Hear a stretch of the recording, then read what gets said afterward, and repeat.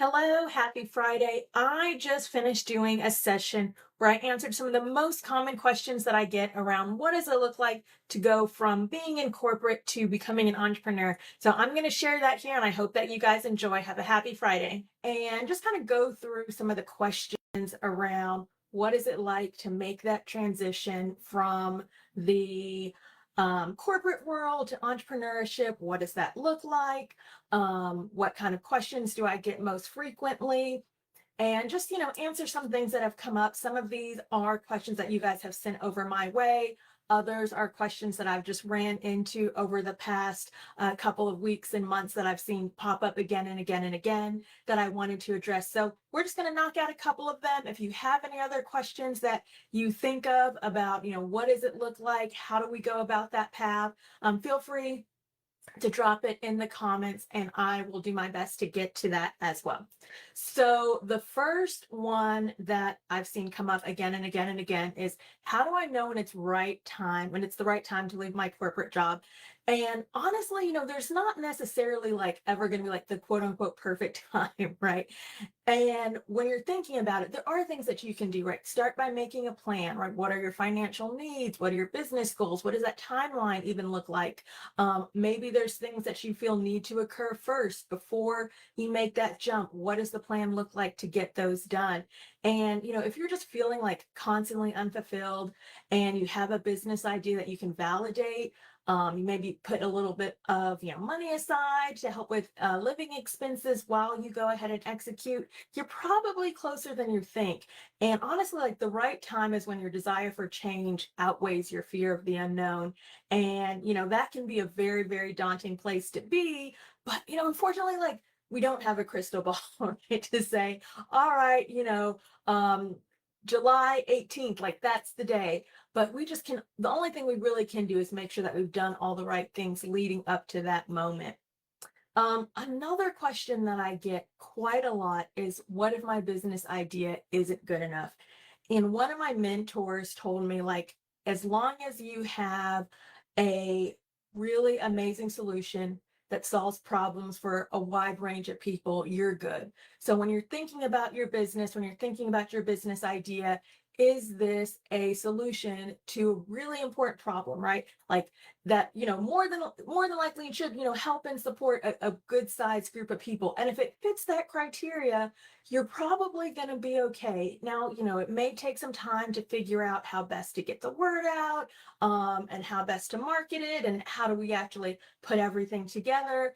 But if you're looking at your business idea and you say, okay, I've used my problem solving skills, I understand the problem, I put together this amazing solution, and I know exactly who it's going to help, you're probably on the right track.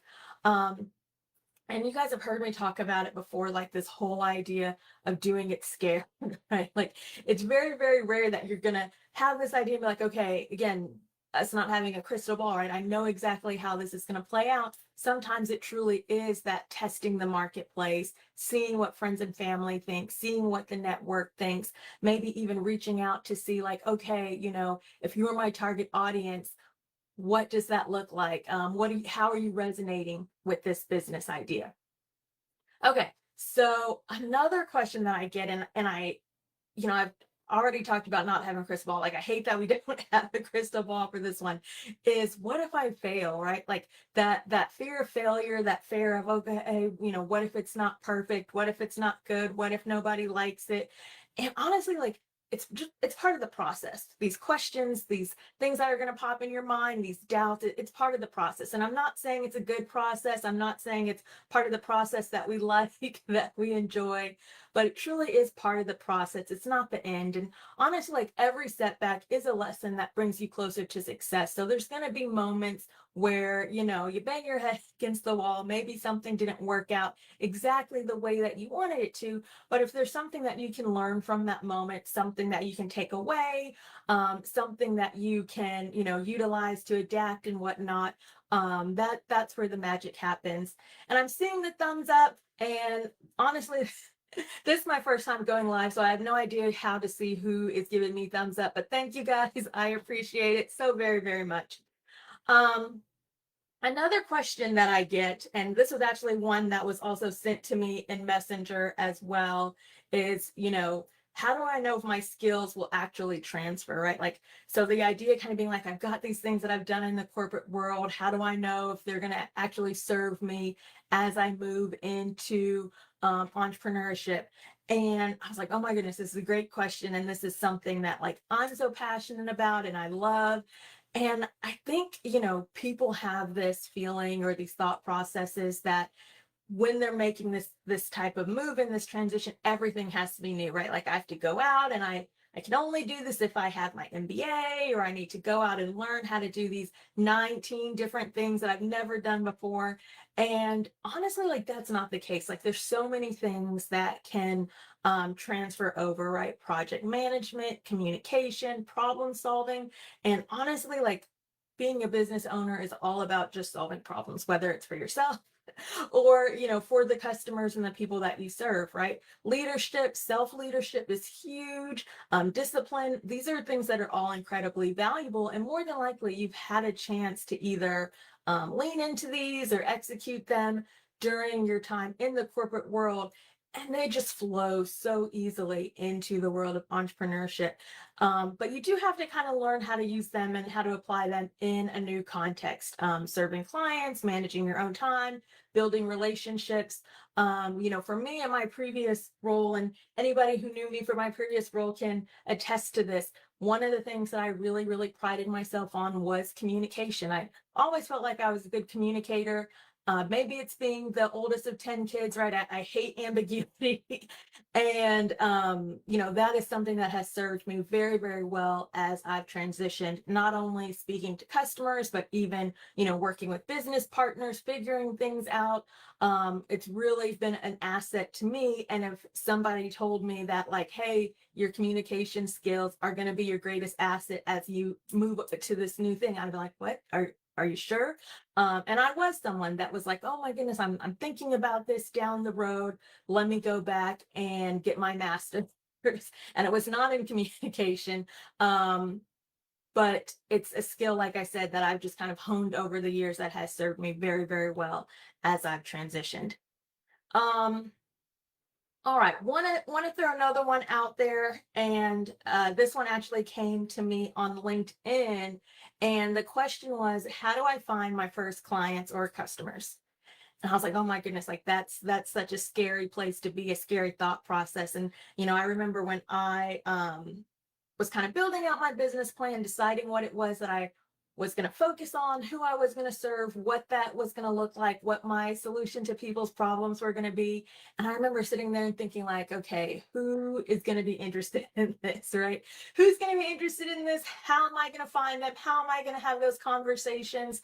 And I would tell you, go ahead and start with your existing network. Colleagues, friends, LinkedIn connections, let people know what you're offering and ask for referrals.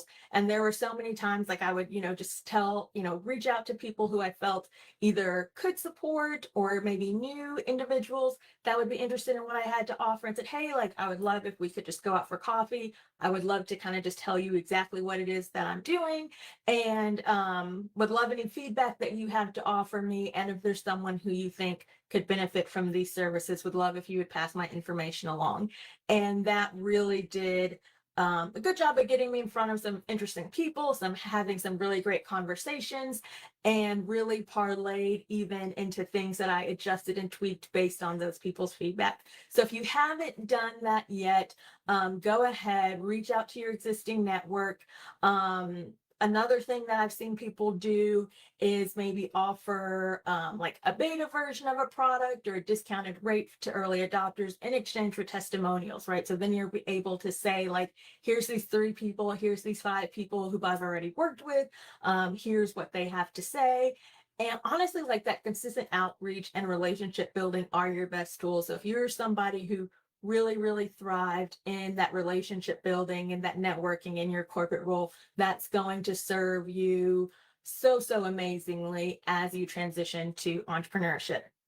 Um, so this is one that, this is the question. So it didn't come from any of you guys. This was actually a question that I really struggled with quite a bit as I decided, or was kind of deciding if this was the right route for me. And that question was, what if I'm not cut out to be an entrepreneur? You hear all these stats around business owners and entrepreneurs. And I was like, I've been in the corporate world for 30, okay, not corporate world for 30 years. At that point, I was in my 30s, right? Still am. And so I was like, I don't know anything else. And so just that idea of like, okay, this is going to be completely different. I'm not going to have a quote unquote boss. Like, I'm not going to have a set schedule. I'm going to be able to like choose.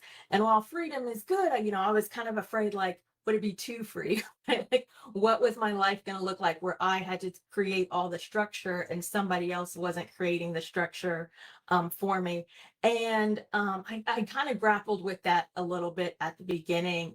And, I really had to determine and decide for myself, like, okay, Shanice, like, what are your goals? What are the things that you want to accomplish? And what type of structure will help you get to those quicker?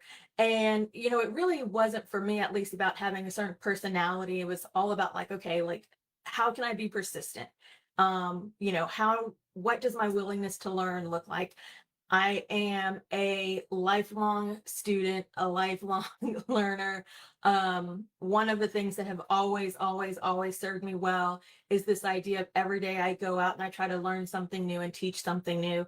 And the teach something new, it doesn't come from like a place of haughtiness or anything like that. But for me, the only way that I know something is if I can turn around and teach it to somebody else, right? So just kind of staying in this space of being able to always learn something new, and being willing to learn something new will serve you well.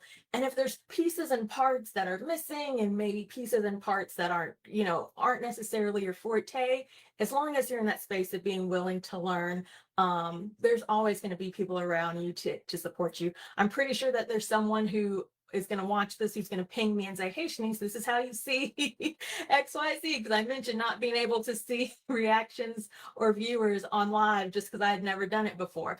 And then being able to be adaptable, right? Like, there have been times where I've created things that I've loved and I've adored, and I've had to say, like, okay, if this isn't necessarily resonating the most with my customers, with my marketplace, how do I change that? How do I tweak it? So even if we are creating these amazing products and solutions that we love, like, we can't be so locked in to like the idea of like, this is my baby, that we're afraid to adapt and adjust as people need us to be. So if you're committed to growth, you're open to feedback, you'll develop the skills that you need.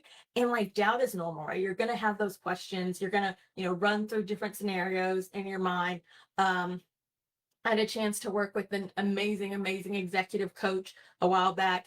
And she used to tell me, like, oh, wow, like, you should win an award show for all the crazy ideas and the storylines that you'll just put together whenever something daunting comes your way. So it is normal, but action like that really is the antidote. Like, that is what helps to alleviate those doubts as you go out there and you show yourself and you prove yourself that you got it. All right, so last question that I wanted to answer, unless I see any more, drop in the comments. And that is, how do I stay motivated when things get tough? Right. So there's gonna be these moments when maybe just like in the regular corporate world, right? Maybe there'll be a day when a client gets frustrated with you. Maybe there's going to be a day when a project that you worked really, really hard on, you present it and the customer says no, right? Like, there's going to be these moments. Maybe there's a day when your technology isn't working. So these moments are going to happen. Like, how do you stay motivated? How do you push through these things? And that's going to be different for everybody. And for me, it's always been really about like reconnecting with my why, that deeper reason on why I wanted to make this change, and keeping that top of mind. So I know people do it different ways. Sometimes I've seen people either like do a vision board or put a sticky note up, create a poster and have it up in their office somewhere. But however it is that you keep your why first and foremost for you, I would highly, highly recommend that you do that. Another thing is building a support network. whether that's other entrepreneurs, maybe it's a mentor, maybe it's a coach that you lean on to. Build that support network of people who can cheer you on, like really give you kind of some of that positive vibes when things are a little bit crazy for you. Celebrate the small wins. And, sometimes it may seem silly, but even remembering those moments that you did really well, those things that you're excited about, regardless of how small, like reflecting on that. So if something crazy happens, it's like, okay, yes, today was a little bit of wonkiness because of X, Y, and Z, but yesterday I did this, last week this happened, last month this happened, et cetera, et cetera. So don't be afraid to lean into those small wins. Keep a list of those, whether that's, again, sticky notes, a OneNote, maybe you send an email to yourself with the small wins, something so you can keep track of them, journaling. And honestly, like the tough times, like they're temporary, they will pass, and that consistency in the community is what will keep you going.